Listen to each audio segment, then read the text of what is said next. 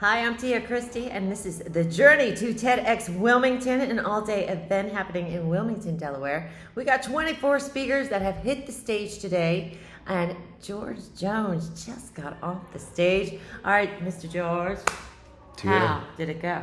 it went great. It was outstanding. This was something that somebody that come where I come from would have never dreamed that he would have done.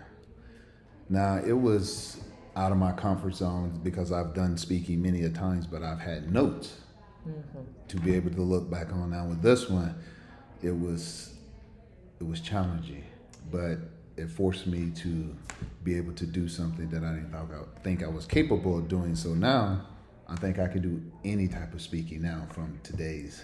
Yes, I think I can. Love that. I love that. I had the pleasure of talking to you about a month ago, maybe a little bit longer, and we were talking about where you were in your journey at that point.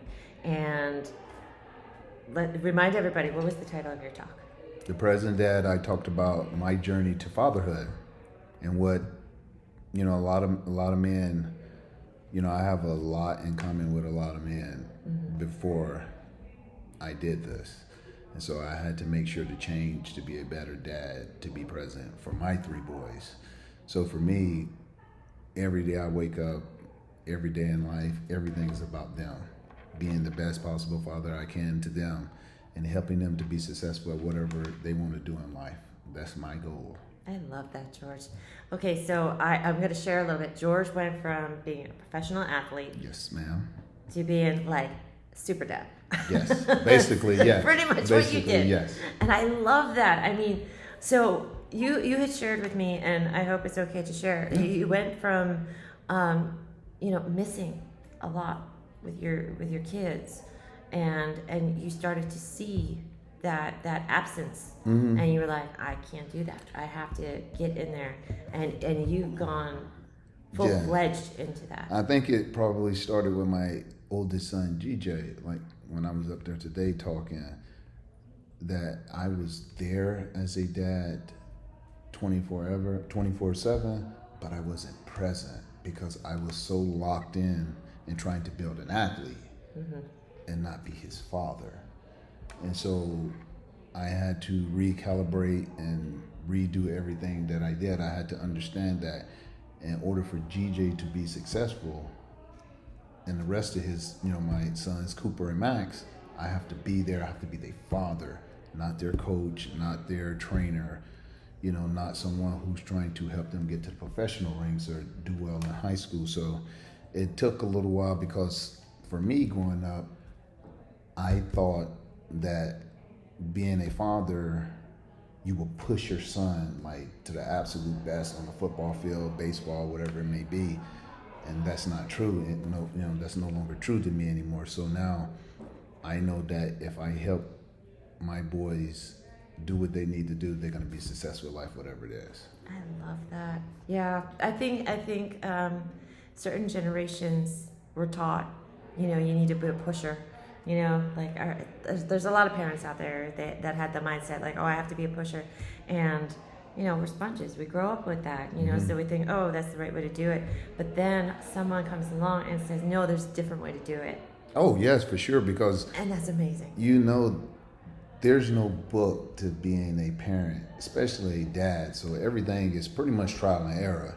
So again, like I was saying, when I was growing up, I wanted somebody to push me on the football field. If I had a dad and he was a good man, I would have worshipped the ground that he walked on. Right. So when I had my own kids, I thought that's what a dad was supposed to do. Right. Push his kids on the football field, push them to be the absolute best, and kind of walk in my footsteps. But I had to learn that's not probably what they want to do. Right. So it's probably not what they're needed, because GJ, Max, and Cooper, my son Max has Down syndrome and autism. So they did not grow up like I did, homeless, living in crack houses, growing up in the projects. They live, a life that they should be living, which is having a 2-parent household, the parents able to provide for them, and all they need to do is be good human beings, get good grades, be just whatever sport they play, they do their very best. That's what we as parents are supposed to provide. And I wasn't doing that. I was trying to make my son, GJ, like me. Like I was kind of like I'm GJ, and like my dad pushing me. I wanted somebody to do that for me, so I was trying to do that for GJ. And that was vicariously. And that wasn't right for me doing that, because I was not being a good father to GJ, and I was failing him. And as time went on, when he was very young, I knew that put a big strain on our relationship because I could see it. And so I promised my wife that I'm going to fix this no matter what. If I have to go out and be vulnerable and ask other men who I perceive to be a good dad, I'm going to do it, and that's what I done. Dude, I just find that so amazing. That's why I think your story is so extraordinary. I mean, you went through some really intense stuff as a child, and then you excelled. You became this athlete, this star athlete, and then you transitioned.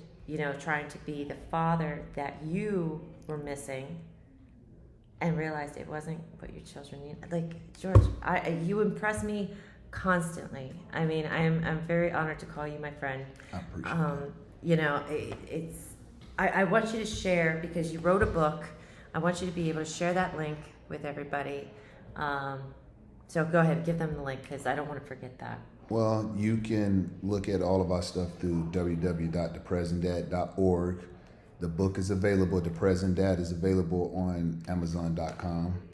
And we also have a foundation called the Present Dad Foundation, where we help fathers to be more present in their kids' lives. That's where all this started from. So for me, I was one of those guys who was like a tough guy. Like, growing up, you have to be tough. You don't be vulnerable. You don't show your weaknesses, your feelings. So, as I spoke up there today, I said, I'm a dad who struggles with depression and anxiety.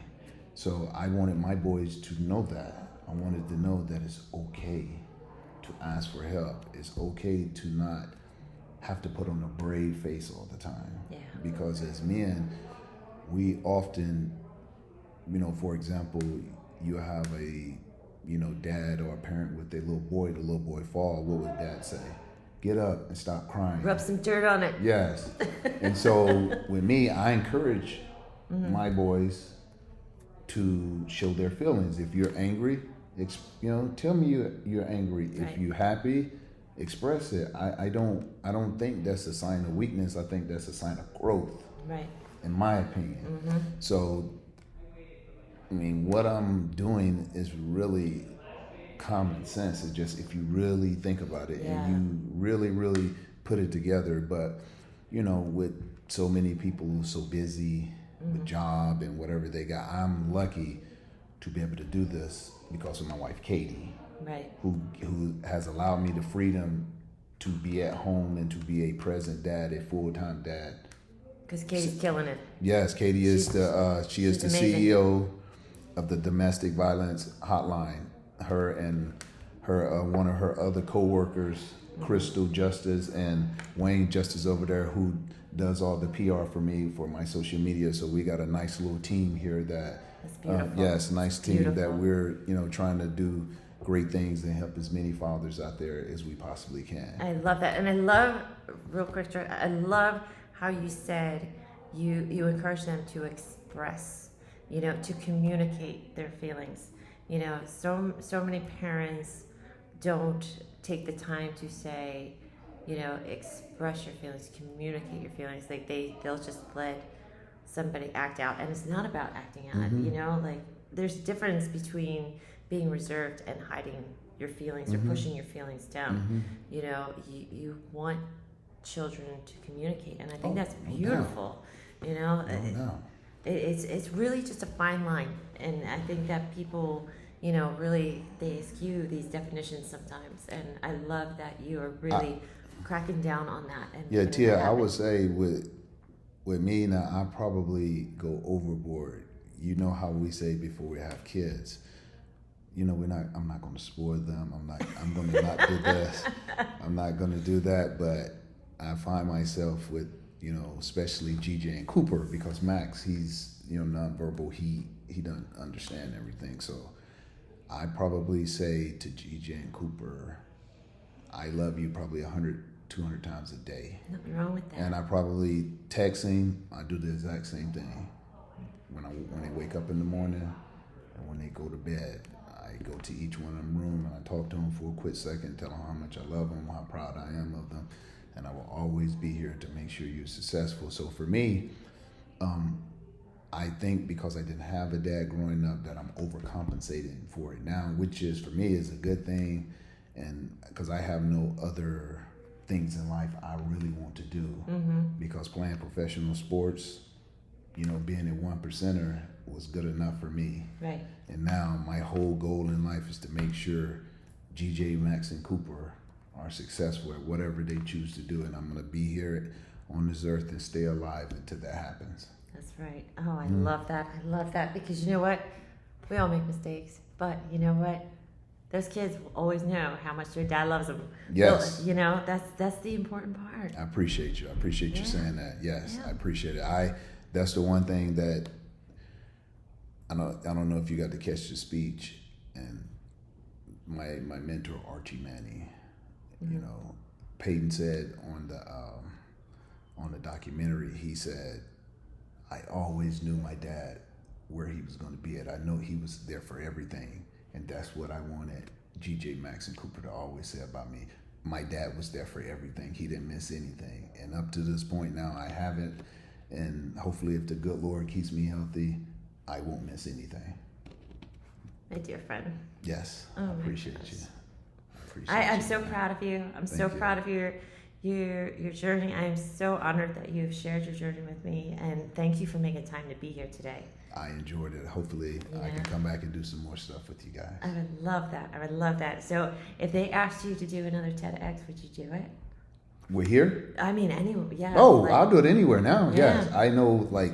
Now I kind of got the layout, the format of how to do it. Yeah, I would do it again. Yes, Awesome. I would do it again. Awesome. You want me and you to do one together? Oh, yes. Oh, okay. Oh, my gosh. It's almost like he was in the room. I was talking about, doing tag team. Okay. Just tag me in. Yeah. All right, Okay, let's do this. it. And we got to wear all black.